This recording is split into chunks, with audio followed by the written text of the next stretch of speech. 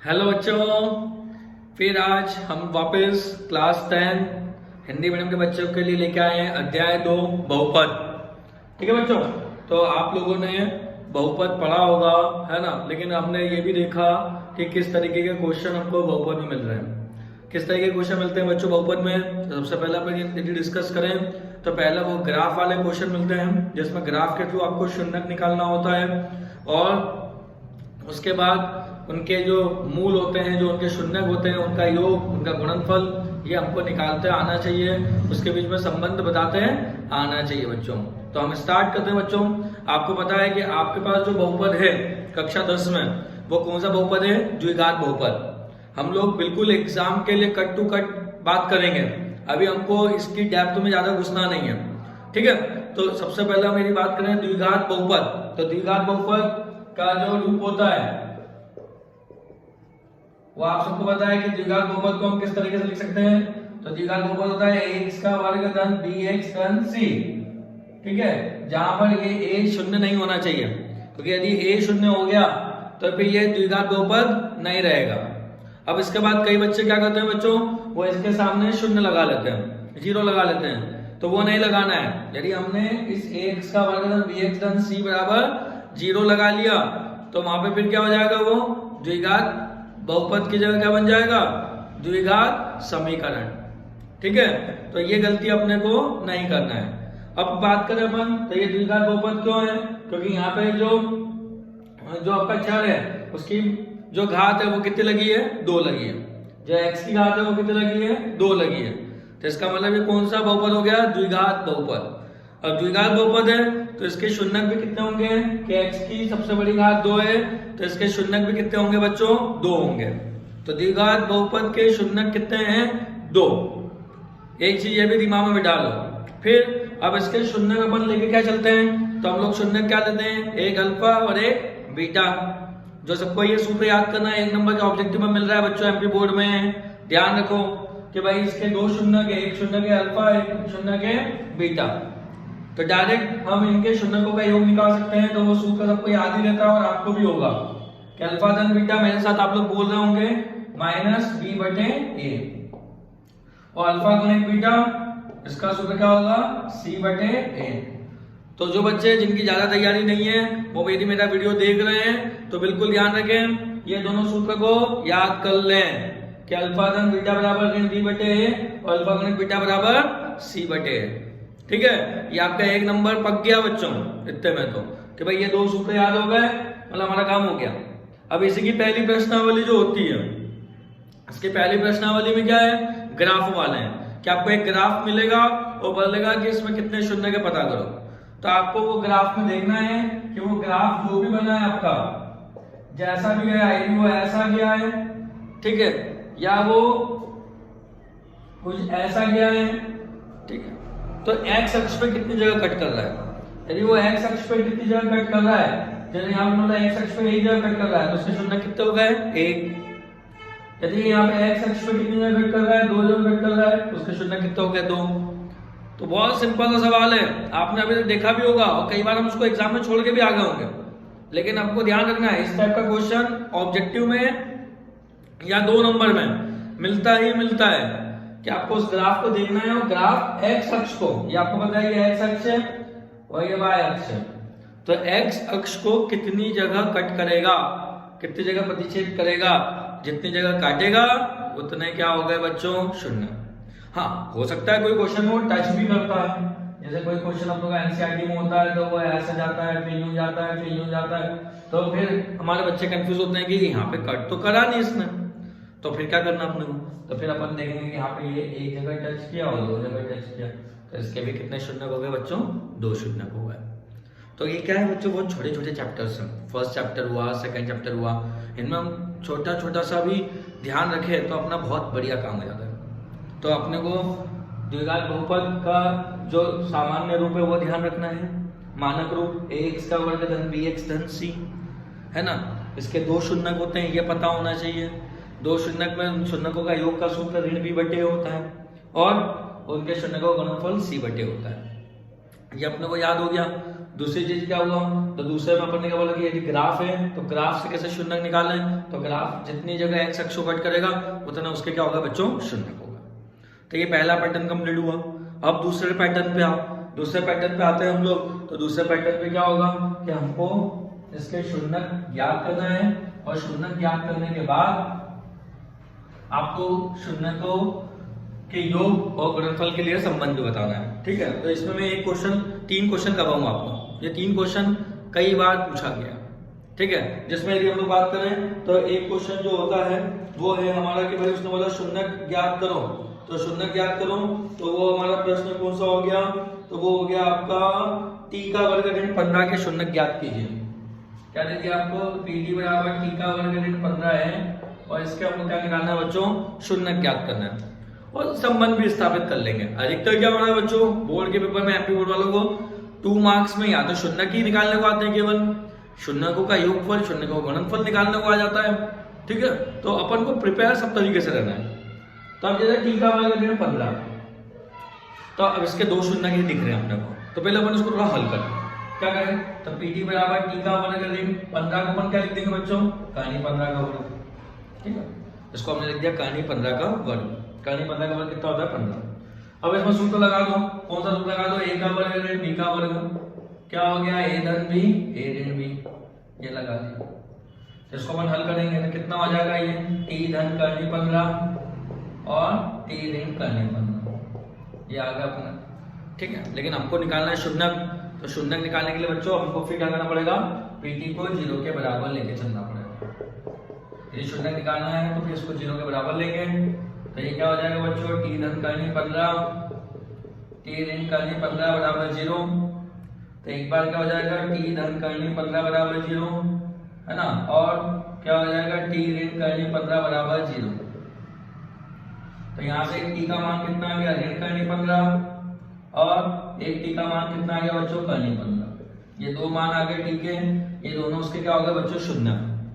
शून्य क्यों बोला, क्योंकि यदि ये t का मान जो कहानी 15 ऋण कहानी 15 आया है वो आप यहाँ रखोगे तो ये pt का मान कितना हो जाएगा बच्चों, शून्य हो जाएगा। इसलिए अपन इसको क्या बोल रहे हैं, शून्य बोल रहे हैं। ठीक है, तो ये आपका यदि 2 नंबर में आता है शून्य ज्ञात करो, तो आपको यहाँ तक निकालना है। लेकिन उसने आगे बोला कि भाई इसमें संबंध स्थापित करो, तो अपन एक को मान लो अल्फा और एक को मान लो बीटा। अपन ने अल्फा धन बीटा किया, दोनों को डायरेक्ट जोड़ा, तो ऋण कहानी 15 धन कहानी 15 कितना आ गया, 0। अल्फा गुणित बीटा निकाला, ऋण कहानी 15 गुणित कहानी 15 बराबर कितना आ गया बच्चों, ऋण 15। तो यहाँ तक अपन ने करा। अब इसके बाद क्या करेंगे, अब इसके बाद इसकी तुलना करेंगे। जब हमको जो उसका सत्यापित करना है, सत्यापन यदि करना है, तो सत्यापन करने के लिए अपना जो बहुपद दिया है इसमें a b c निकालो, तो क्या हो जाएगा, t के वर्ग के साथ जो होगा वो a होगा, यहाँ कोई t वाला पद नहीं है तो b हो गया 0, और c कितना आ गया बच्चों, ऋण 15। अब मेरे बच्चों, मैंने तुमको पहले ही बोला था अल्फा धन बीटा, अल्फा गुणित बीटा, मेरी क्लास में तो बच्चों घुटवा देता हूँ बच्चों को मैं, मतलब मेरे क्वेश्चन करने से पहले बोलना शुरू हो जाते हैं। और अपने को याद ही रखना है, सूत्र तो लिख के आना है, ध्यान रखना, नंबर चाहिए, सूत्र लिखा होना चाहिए। सबसे बड़ा सूत्र ही ये है नंबर लाने का, कि सूत्र लिखो। तो अल्फा धन बीटा आवाज आई मेरे को, ऋण b बटे कितना आया, 0 बटे कितना आ गया, 0। अल्फा गुणित बीटा c बटे क्या हो गया, ऋण 15 बटे कितना आ गया, ऋण 15। ये हो गया काम अपना। ये देखो अल्फा का बीटा 0 0, अल्फा का बीटा ऋण 15 और कितना आ गया, ऋण 15। तो ये हो गया, बहुत आसान तरीके से हो गया। अब इसी क्वेश्चन को वो 3 तरीके से पूछा जाए, या तो शून्य निकालो, या पूरा प्रश्न पूछ लिया 3 नंबर में, और या कभी कभी वो इतना भी पूछ लेता है वो कि भाई इसमें अल्फा धन बीटा और अल्फा गुणित बीटा का मान निकालो। तो ये अपने को आना चाहिए। ठीक है बच्चों, तो एक तो ये सबसे इंपॉर्टेंट प्रश्न ये वाला हो गया। दूसरा एक बोलता हूं मैं प्रश्न, और आप समझ पा रहे हैं मैं कौन सा क्वेश्चन करने जा रहा हूं। 4u² + 8u, ये प्रश्न भी अपने को कई बार मिला है। कौन सा, pu बराबर 4u का वर्ग धन 8u। तो अपन देखो बच्चों, अपन वाला बहुपद लेते हैं, pu बराबर क्या हो गया 4u का वर्ग धन 8u। ठीक है, अब pu बराबर हो गया 4u का वर्ग धन 8u। तो इसमें क्या होगा बच्चों, तो पहले वही अपन इसको हल कर लेते हैं। तो pu बराबर 4u का वर्ग धन 8u, तो पहले इसमें सबको दिख रहा है, थोड़ा मैं और सिंप्लीफाई कर दूं, u गुणित u, 8 को लिख दूं 4 गुणित 2 गुणित u, दोनों में 4 आ गया, दोनों में u आ गया, तो मेरा कॉमन आ गया 4u, तो अंदर क्या बचा u धन 2, 4u कॉमन आ गया तो क्या बचेगा u धन 2। अब क्या करेंगे बच्चों, तो अब करेंगे माना pu बराबर 0, तो यहाँ आ जाएगा 4u u धन 2 बराबर 0, तो यहाँ आ गया 4u बराबर 0 और u धन 2 बराबर 0, तो यहाँ से आ जाएगा u बराबर 0/4, u बराबर ऋण 2। तो एक मान आ गया u का 0 और एक मान आ गया u का ऋण 2। एक को क्या मान लेते बच्चों, अल्फा, अल्फा बराबर आ गया 0, बीटा बराबर आ गया ऋण 2। अल्फा धन बीटा करा तो 0 प्लस -2, 0 -2 कितना आ गया -2। अल्फा गुणित बीटा करा 0 गुणित -2 कितना आ गया 0। ये हो गया। सत्यापन कर दो इसका, तो सत्यापन जैसे करेंगे आप, तो अब देखो a बराबर आ गया 4, b बराबर आ गया 8 और c कुछ है ही नहीं, तो कितना आ गया 0। सबसे बड़ा चीज है a b c निकालना। यदि a b c निकालते आ गया तो सब काम हो गया। अरे हमारे बच्चे इतना बेहतरीन वाले होते हैं कि उनको a b c भी नहीं आता है, तो कम से कम बच्चों a b c निकालते आना चाहिए अपने को। a वर्ग के साथ वाला a है, ये हमारे पास क्या आ गया b और कुछ नहीं था तो c। तब अल्फा धन बीटा वापस लगा दिया, अल्फा धन बीटा ऋण b बटे a, मेरे को आवाज आई, ऋण 8/4 तो कितना आ गया ऋण 2।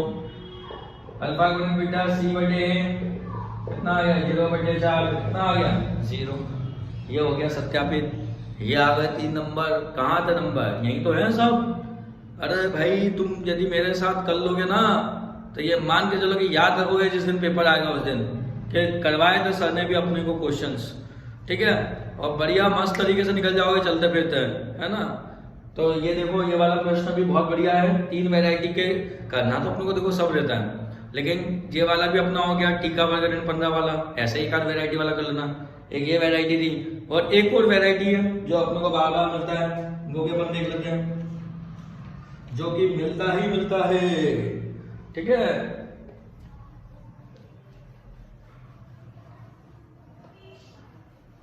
कौन सा प्रश्न उठा लें, बोलो। x का वर्ग धन 7x धन 10, क्या है x का वर्ग धन 7x धन 10। इस टाइप का क्वेश्चन आपको एक्सरसाइज में लेंगे, देख लेना। तो x का वर्ग धन 7x धन 10। अब देखो बच्चों क्या करना है, इसमें सबसे आगे वाले नंबर का गुणा पहले वाले में करेंगे। 10 एकम 10, मतलब 2 संख्या सोचनी है जिनका गुणा करने पे कितना आएगा 10। उन दोनों को जोड़ेंगे घटाएंगे तो क्या आएगा 7। सोचो बताओ क्या होना चाहिए कि 2 संख्या जिनका गुणा करने पे आएगा 10 और जोड़ने घटाने पे क्या आएगा 7। तो क्या होगा बच्चों 2 पंजे 10 और 2 धन 5 का हो गया अपना 7। तो ये हो गया x का वर्ग धन, इसको अपन ने लिख दिया 2 धन 5x धन 10 को लिख दिया 2 गुणित 5। ये हो गया x का वर्ग धन कितना हो गया 2x धन 5x धन 2 गुणित 5। जोड़े बना लिए। अपने को मालूम है इसमें एक x कॉमन आ जाएगा, तो एक x कॉमन आ गया तो x धन 2, इसमें 5 कॉमन आ गया तो अंदर बचा x धन 2। भाई इतना समझ लो कि यदि ये कॉमन सही आ गया मतलब सब कुछ हो गया, ठीक है। तो ये x धन 2 दोनों में आ गया, तो एक बार x धन 2 और एक बार ये x धन 5। शून्य निकालना है तो अपने को उसको 0 के बराबर रखना पड़ेगा। माना px बराबर 0, ये हो गया x धन 2 x धन 5 बराबर 0। तो ये कितना हो जाएगा x धन 2 बराबर 0 और एक आ जाएगा x धन 5 बराबर 0। तो एक x का मान आ गया ऋण 2 और एक x का मान कितना आ गया ऋण 5। क्या मान लेंगे, एक को मान लेंगे अल्फा, अल्फा बराबर ऋण 2 बीटा बराबर ऋण 5। ये हो गया अल्फा धन बीटा कितना हो गया ऋण 2 ऋण 5 और ऋण ऋण होता है धन, तो कितना आ गया ऋण 7। अल्फा गुणित बीटा ऋण 2 गुणित ऋण 5 कितना आ गया 10। फिर वही सत्यापित कर दो। कैसे करोगे सत्यापित? तो ए हो गया 1, बी हो गया 7, सी हो गया 10। अल्फा धन बीटा आवाज आई माइनस बी बटे माइनस 7 बटे कितना आ गया बच्चों -7। अल्फा गुणित बीटा फिर से आवाज आई सी बटे 10 बटे कितना आ गया 10। ठीक है। अब हमारे पास कई बच्चे ऐसे होते हैं जो ये सब चीजें छोड़ के जाते हैं, बाकी कुछ भी नहीं है भाई इसमें, है कि नहीं? अपने को शून्य निकालते आ गए। और एक और आज की बात, देखो इतना कर लिया हो गया तो ठीक, नहीं तो अपने को कम से कम ए बी सी तो निकालते आना ही चाहिए। और ए बी सी निकालने का सीधा अल्फा धन बीटा अल्फा गुणित बीटा निकाल लो। आधे नंबर तो मिलेंगे कि नहीं मिलेंगे? बोलो मिलेंगे मिलेंगे। तो इसलिए अपने को ये पार्ट तो करते आना चाहिए। और ये वाला पार्ट इसलिए बच्चों बोल रहा हूँ बाकी अभी अपन जब अध्याय 4 द्विघात समीकरण पे आएंगे तो वहां पे भी आपको मिलेगा। ठीक है। तो एक तो पार्ट ये हो गया। बस एक लास्ट बात है अपनी कि अब एक प्रश्न और जिस टाइप के क्वेश्चन 2 नंबर में आ रहे हैं शून्यकों का दिया है योग और शून्यकों का दिया हुआ है गुणनफल और उससे बनाना अपने को द्विघात बहुपद। ठीक है। तो उसकी 2 विधियां होती हैं और अपन जो है बिल्कुल बढ़िया वाली सही विधि से करेंगे। क्योंकि क्या होता है बच्चों उसमें एक विधि जो बताई है जो एनसीईआरटी में दी भी नहीं है, जिसमें हम लोग सूत्र लगाते हैं x का वर्ग ऋण अल्फा धन बीटा x धन अल्फा गुणित बीटा। हालांकि उससे जल्दी हो जाता है लेकिन उसको कहीं जगह सही नहीं माना जाता है, कहीं जगह है ना, क्योंकि वो द्विघात समीकरण के रूप में यूज कर सकते हैं, बाकी द्विघात बहुपद बनाने में उसमें समस्या रहती है। लेकिन फिर भी हमारे बच्चों को जो चीज़ आसान लगती है वो अच्छी लगती है। मैं आपको एक सवाल दोनों विधि से बताता हूँ, लेकिन जो पहले अपन सही विधि है उससे करेंगे कि यदि अपने को एक द्विघात बहुपद बनाना है और उसके शून्यकों का योगफल दे रखा है और उसके शून्यकों का गुणनफल भी दे रखा है। अब शून्यकों का योगफल और शून्यकों का गुणनफल दिया है और अपने को निकालना है, तो देखो कैसे। जैसे पहला अपने को दिया है 1/4 कॉमा कितना दिया ऋण। पहला वाला दिया है शून्यकों का योगफल और दूसरा वाला दिया है शून्यकों का गुणनफल। जैसे हमको दिया अल्फा धन बीटा बराबर कितना दिया 1/4 और अल्फा गुणित बीटा बराबर कितना दिया है ऋण। अब क्या करो? तो इसके लिए अपन इनको तुलना कर लो कि भाई यहाँ हो गया ऋण b/a और यहाँ क्या हो गया अपना c/a। ठीक है। अब यहाँ क्या हो जाएगा बच्चों? देखो जैसे मैं इसको और हल करूं तो ऋण b/a बराबर 1/4 है ना। अपन इसको यहाँ देख लेते लिखे तो क्या होगा ऋण b/a बराबर 1/4 और यहाँ पे c/a बराबर कितना है ऋण। अब यहाँ पे a 4 है और यहाँ पे कुछ भी नहीं है तो a कितना है 1। तो अपन क्या करें यहाँ पे भी 4 बना लो तो ये 4 कर लिया तो ये कितना हो जाएगा आपका ऋण 4/4। अपन इसको भी उधर चिन्ह को उधर पहुंचा दो तो b/a बराबर कितना हो जाएगा ऋण 1/4। c/a बराबर कितना हो जाएगा ऋण 4/4। हालांकि ऐसे तुलना नहीं करना चाहिए लेकिन फिर भी हम यहाँ पे वो के लेने की जगह हम डायरेक्ट लिख लेते हैं कि जैसे हमको यहाँ दिख रहा है कि भाई a दोनों जगह बराबर होता है। a कितना हो गया 4, b कितना हो गया ऋण 1 और c कितना हो गया हमारा ऋण 4। तो a 4 b ऋण 1 और c कितना हो गया ऋण 4। और अभी अपन ने पढ़ा था कि अपना द्विघात बहुपद क्या है? तो हमारा द्विघात बहुपद है px बराबर ax का वर्ग धन bx धन c। तो a कितना हो गया अपना 4x का वर्ग, b कितना हो गया ऋण 1 और c कितना हो गया ऋण 4। तो क्या बन गया अपना द्विघात बहुपद 4x का वर्ग ऋण x ऋण 4। ठीक है। तो ये हम क्या करते हैं पहले हर समान कर लेते हैं और हर समान करने के बाद हमारा बहुपद डायरेक्ट बन जाता है। अब कई टीचर्स या कई भी अपन बोल सकते हैं कि बच्चों को ज़्यादा आसान आता है समझ में वो चीज़ बताते हैं, मैं भी बताता हूँ। ठीक है। लेकिन पहले हम इसी मेथड से बताते हैं कि भाई ये एग्जैक्ट मेथड है कि आपको अल्फा धन बीटा अल्फा गुणित बीटा दिया उसे ए बी सी से तुलना करो और ए बी सी से तुलना करने के बाद आप इसमें। और कई बच्चों को क्या समझ में आता है? तो कोई बच्चों को समझ में आता है कि यदि आप यहाँ पे सर अल्फा धन बीटा और अल्फा गुणित बीटा दिया हुआ है तो हमारे पास एक सूत्र भी तो होता है सर। हाँ भाई बताओ क्या होता है? फिर क्या हम बोलते हैं उनको?